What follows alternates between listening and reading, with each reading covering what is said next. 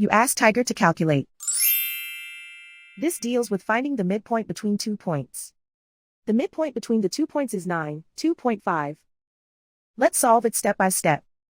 Plot the 2 points and calculate the midpoint using the formula. The coordinates of point 1 are x1 equals 9, y1 equals 20. The coordinates of point 2 are x2 equals 9, y2 equals -15. PM represents the midpoint of the 2 points.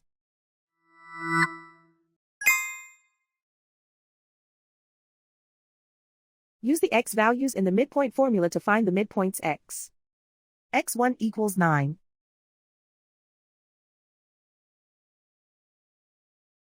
x2 equals 9.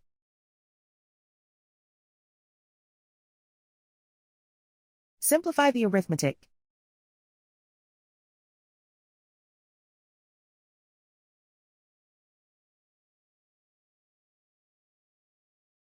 Use the y values in the midpoint formula to find the midpoints y.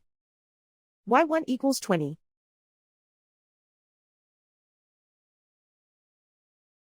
y2 equals -15. Simplify the arithmetic.